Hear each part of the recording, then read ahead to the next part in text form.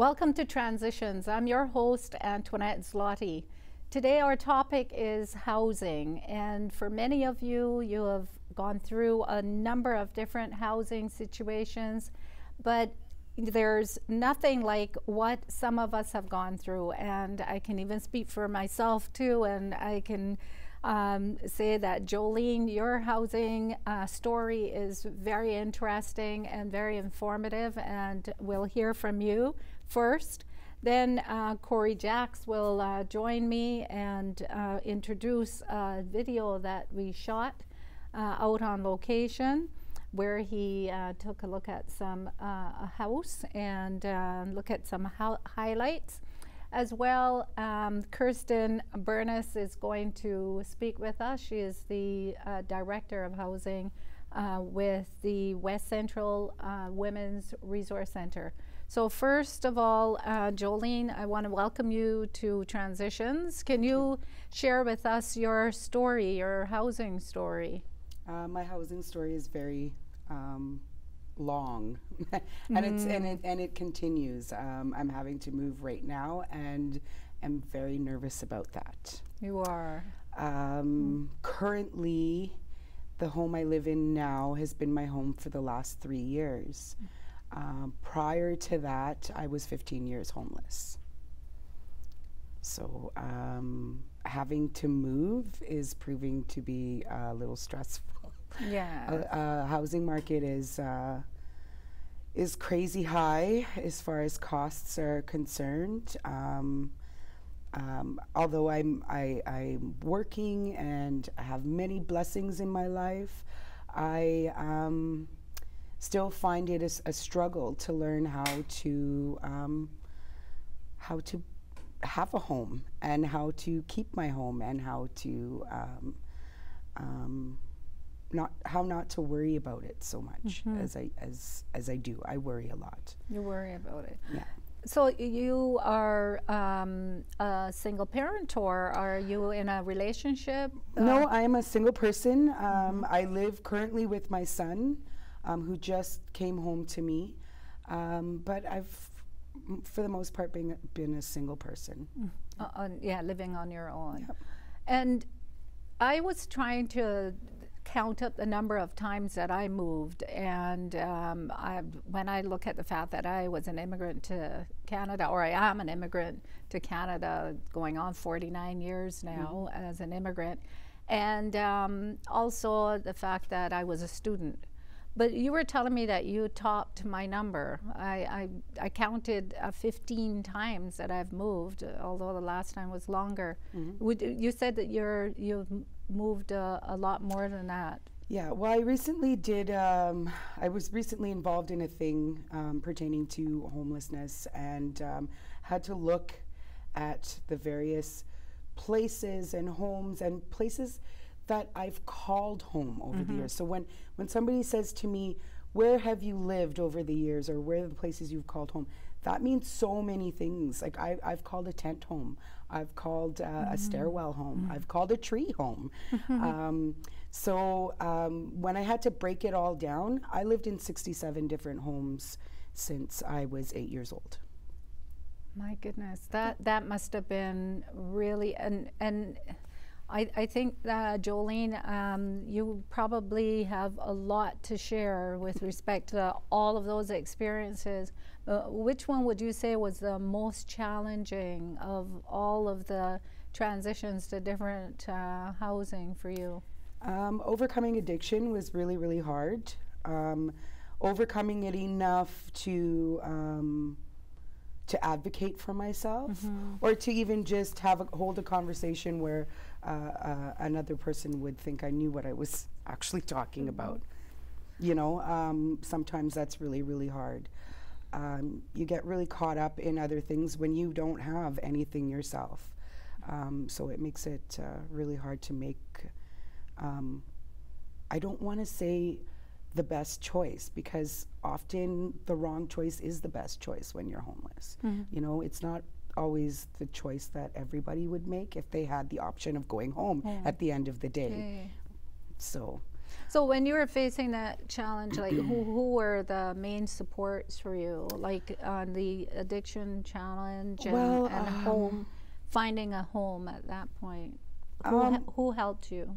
Well, the addiction challenge, well, that essentially was up to me. That was my choice.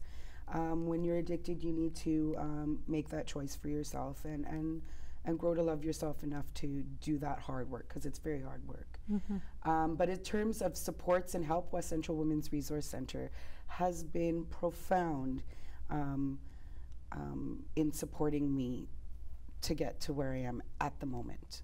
And just before we cut to a break, tell me about your job. You're working for West Central, I think? So I am now the community connector at West Central Women's Resource Center, which kind of means a few different things, but essentially means working with the community and helping to connect with resources, because I'm very resourceful.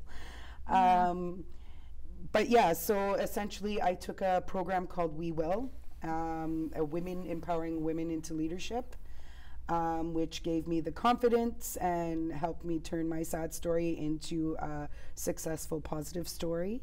And they saw something in me that I didn't even see in myself, and gave me opportunities and opened doors for me, and have continued to be a surmountable support for me. So. And I'm very pleased to meet you, and it's Transitions that's brought us together. Yes. And I hoped that you will stick around after the break. I will speak with a couple more people, as I said, and then we'll all get back together to reflect and talk a little bit about the future. Awesome. So thank you so much. Thank you.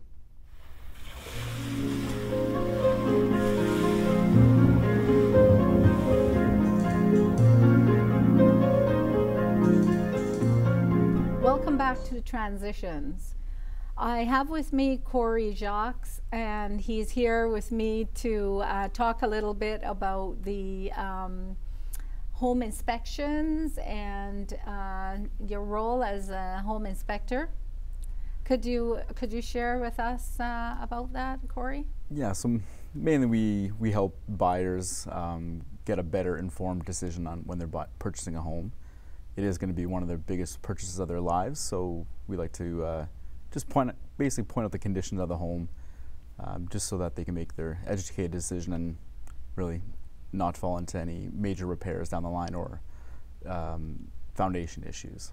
So we took a little look at Neil and Elizabeth's place.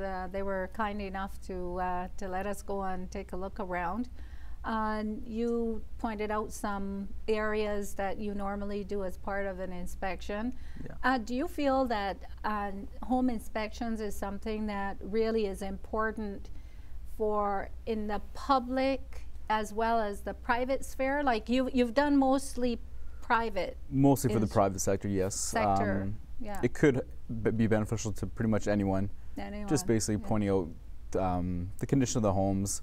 Sometimes there could be air quality issues, so mold in the home, which as a renter you would definitely not want either. So that would be something as a home inspector we could do a test to find out if there's mold situations there, and then get those remedied for the clients, and then as well on the private sector as well, just your general home inspection. We can do air quality tests there as well, radon testing, just a multitude of things that we could help them all with.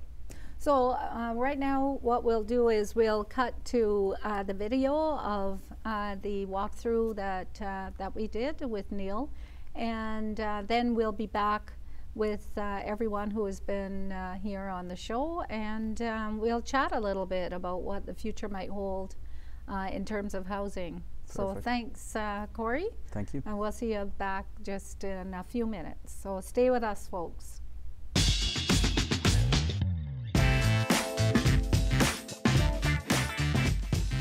And here we are at Neil's home, Neil and Elizabeth.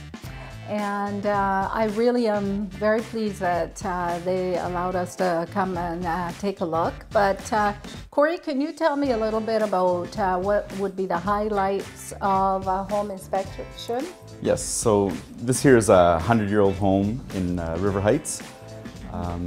Basically, I start my inspections on the outside, so we'll go take a look on the outside. And this is where I just walk around the perimeter of the home. I'm just checking for any cracks in the foundation, cracks in your siding, loose or missing stucco. Over at the foundation there, I can just notice a gap between the stucco and the foundation.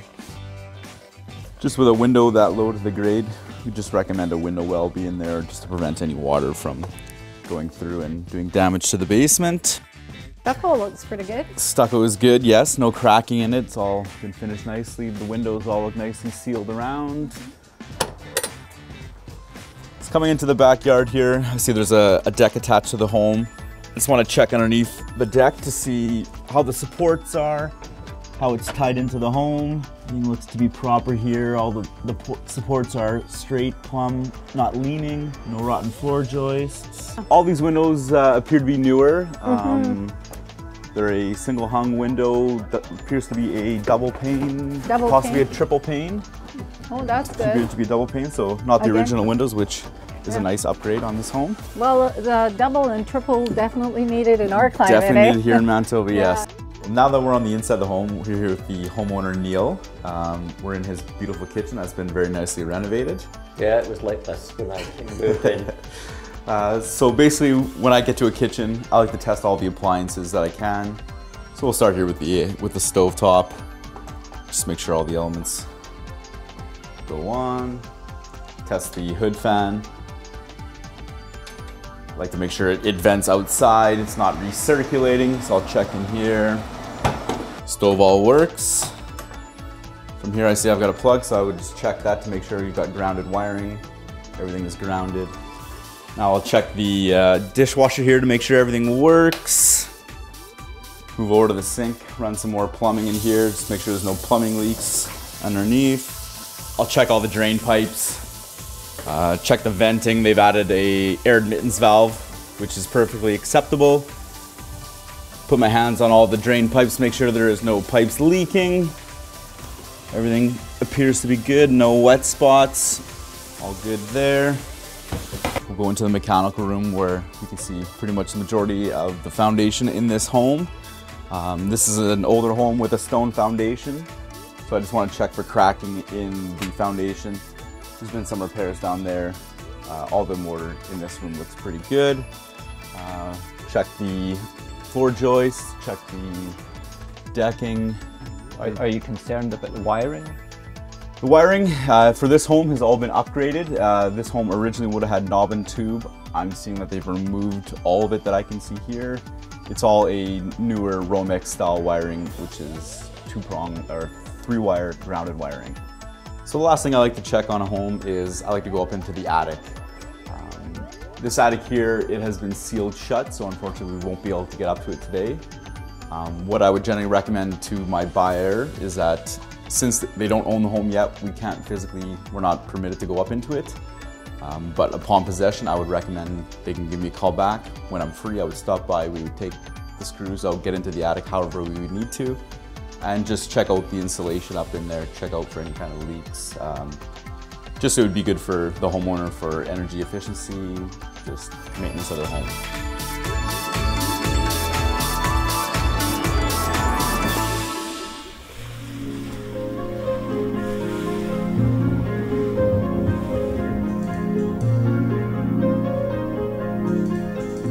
Welcome back to Transitions. I have another guest with me on this topic of housing, and her name is Kirsten Burnett, and she is going to share with us her role at the West Central Women's Resource Center. Yeah, that's right. So I'm the Director of Housing at the West Central Women's Resource Center. We offer a number of programs at the Women's Center, and housing is one of them. It's a big priority for women who access the center, securing good, safe, affordable housing and income security. So we have 2 programs related to housing. One is a Housing First program, which takes the approach of housing being a basic right, that we don't apply conditions on people before they're able to access housing if they're dealing with addictions or have mental health issues. The idea is we house them first, we work with them to find housing first, and then we work with them to access the supports that they need, because when you're housed, you're in a much better position to access those supports and make the most of them. So we've been running that program for a couple of years. We have 2 main staff in there that work with up to 17 participants at a time, looking for places to live, supporting them with paying rent, paying their security deposits, and then working with them to stabilize their tenancy, right? So they can keep their housing once they're in there. And for women who are experiencing homelessness or housing insecurity who are not eligible for that particular program, we have a separate program called a Homes program that we've had since the early 2000s. So for many years, we've been doing that work around finding housing and accessing income security for women in West Central neighborhood. So have you found that over the last few years, there's been more and more emphasis on finding housing for people who are having some difficulty on doing it on their own, or has there been an increase in sort of like real grassroots kind of service delivery, or do you think that there's a need for more of that? Well, housing has long been a priority in the community that we operate in, for sure, but it's really like a foundational piece for people who are experiencing low income, right? Yeah. For them to be able to secure their housing, stable housing, to be able to take other steps in their lives to move forward, right? And lift themselves out of poverty. So I would say that's been a key issue for many years. Yeah. And you know, I do think that some progress has been made. If you look at data in Manitoba around core housing need, which is a reflection of people's ability to afford the housing that's out there and live in good quality housing, we have seen that data improve over time here in Winnipeg, but the demand is still incredible, and you know, there's certainly not enough resources in our center even to keep up with the number of women that we have coming in looking for support. So yeah, we could definitely use more staff in our housing programs and would be better meeting the needs of the women who come to see us. So what about work with kids at a younger age? Do you do any sort of intervention to try to reach some of the girls before they actually end up getting into the system in that way, like while they're still at home, or is home a result of why they do get into situations where they can become homeless? Like, I just wonder how much is being done with the early kids in, say, senior high school or junior high. I mean, we don't work a ton with youth directly, so you know, we're supporting young women through working with their moms, right? So we do have a little bit of family program that we offer, but by supporting parents, you know, that's the approach that we're taking to support youth. There are other specifically youth-related services in the area, because a big problem that youth face around housing is with youth who are exiting the care of child and family services, right? So often that is a pathway into homelessness for young young people in general, right? So you know, you have a certain level of support while you're in care, but when you exit, you lose a lot of that, and you haven't necessarily developed the skills that you need to go and do a housing search or navigate the employment and income assistance program to get the income you need to pay for rent.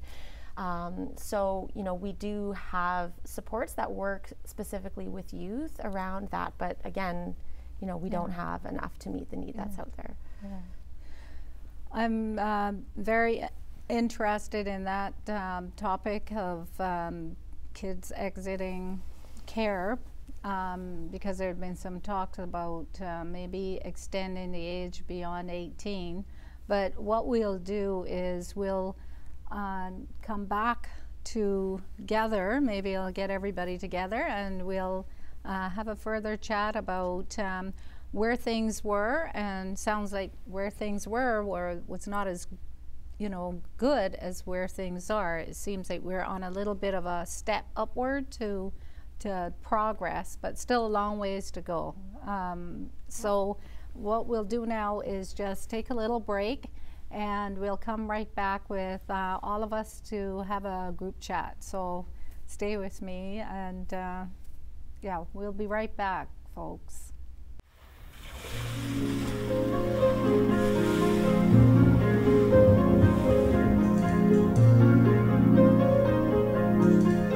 Thank you for joining us again on Transitions. And I have all my guests here with me who are going to talk a little bit. We'll have a little group chat about housing and where they see housing going in the future. So I'll start with Cory. Cory, can you maybe tell us what you think?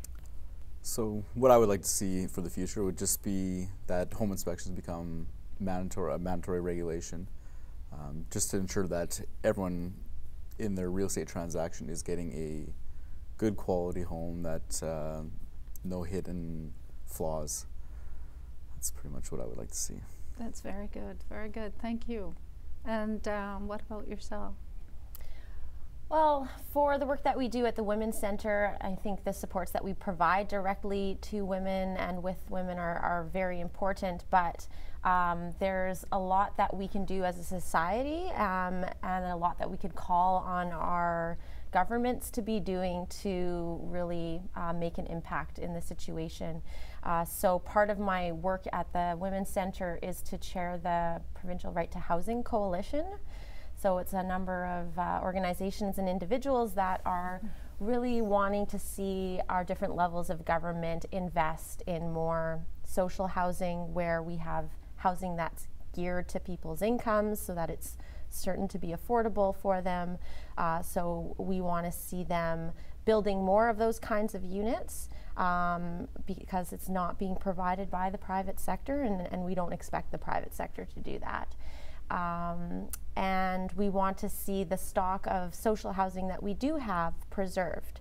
So we know our current government is looking at selling off some of our public housing, and that's a huge concern to us in the coalition and at the Women's Center. So we will be, calling on our government to hold on to the stock that we have, at least, right? Given that we don't have enough to meet the needs. And then the other piece of it is providing income supports for people to be able to rent what's available in the private market, because it is too expensive for very low income people. Yes, thank you.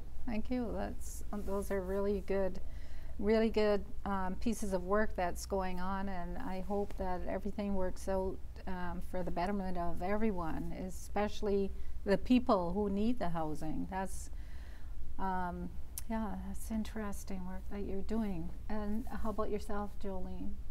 Well, I hope that there's better access to knowing your rights. It's really, really important to know what your rights are when it comes to the child welfare system, the welfare system, when it comes to residential tenancy branch, dealing with landlords, what your responsibilities are as a tenant is really, really important. And then above all, again, and I can say this 1,000 times, do good things and good things will happen. It's sort of the law of the universe as far as I'm concerned. Educate yourself. Go out and seek that knowledge. There's lots of knowledge online. Again, we hold a lot of that knowledge at West Central Women's Resource Center. Stop by. We'll be happy to share that information with you. Any questions. if I don't know the answer, I'm sure Kirsten will know, or one of our many other wonderful, wonderful women that we work with. They'll know the answer to, or we'll find it, because we're pretty resourceful in that way. Yeah. So yeah, educating yourself. I'm not talking about academia, I'm talking about the real world. Education is key. It's key, yes. Thank you, that's really, really very good. And I agree with all of you. I mean, I think that there's a lot of value in all of you had to say, and I would just stand behind you 100%. And I hope that if there happens to be any selling off, that those units are replaced with brand new, accessible and habitable living quarters for individuals who need them, because I think the rent guarantee income is really important. Very important for women, because we know that, you know, women are less economically secure, and we really need to make sure that we don't lose the number of units. So it'll be interesting to see what unfolds in terms of the plan to replace those units if they are sold into the private sector. And the other thing is like location too, eh? I guess certainly location is really important, because you got to be close to universities, got to be educated, or close to community colleges and so on. So it's really, really important. So I really appreciate the fact that you guys have come in and spent your time here, you know, at Shaw. Please, let's get together again and have a talk further on housing. We'll see what unfolds here in our province, but let's just hope it's for the better. So thanks for joining me here on Transitions. And folks, please go on our website. We've posted a number of websites for you and numbers, so follow up, and we really look forward to seeing you again.